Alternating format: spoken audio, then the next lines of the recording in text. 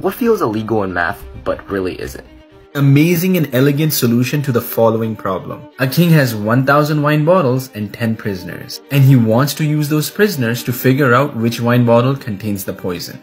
Now there are a few problems. Number 1, he needs to figure this out by tomorrow when he's having a party. Number 2, the poison takes effect 24 hours after consumption, at which point it kills the individual suddenly. This means that he only has time for one round of testing. And the question is, how can he administer the wine to the prisoners so that 24 hours later, he's guaranteed to find the poisoned wine bottle? It sounds impossible, but there is an elegant solution to this. But before I pose the solution, I want to hear your idea. Part 2 is now here. But if you haven't seen the original video, click on this comment, check it out, and then come back because now we're going to do the solution. I'll start by scaling down the problem so that we can understand the logic behind it. And then we can extend the logic to the more complicated problem. So the modified problem will have 4 wine bottles and 2 prisoners. This is an equally difficult problem. If you like, you can pause the video and try it out yourself.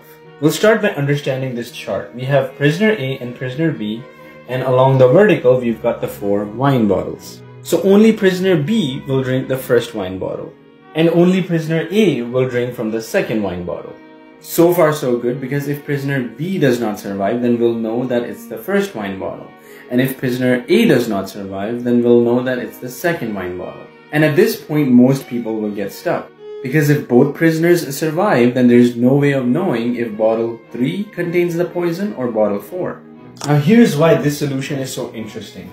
Because we'll have prisoner A drink from 3 and prisoner B drink from 3. Having the prisoners drink from more than one wine bottle allows us to create more than 2 outcomes. Because now, if both A and B do not survive, then we'll know that it was the third wine bottle. Finally, none of the prisoners will drink from bottle 4. That's why I put a 0 here and a 0 here.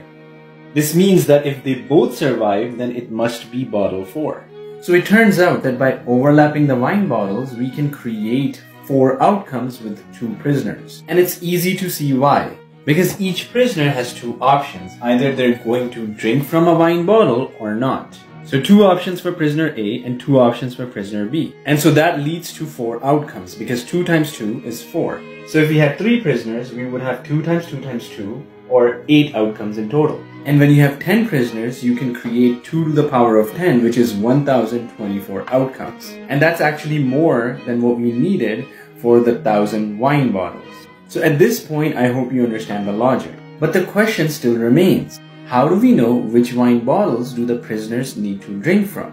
So that we can create the 1000 outcomes and uniquely link it back to each wine bottle. So it turns out that's actually quite easy if we use the binary representation of the numbers. If you don't know what that is, just understand that we use zeros and ones to represent each number. So now I have the same table scaled up. So here are the binary representation of each wine bottle. And you can see that from the 1000th wine bottle, prisoner A, B, C, D, E, and G will drink from it. So if those prisoners did not survive 24 hours later, the king would know that it was the 1000th wine bottle. Remember, each number has its own unique binary representation, so this will work. It's the same exact logic with the 4 wine bottles and 2 prisoners that we did earlier. I hope it all made sense. If you have any questions, leave a comment.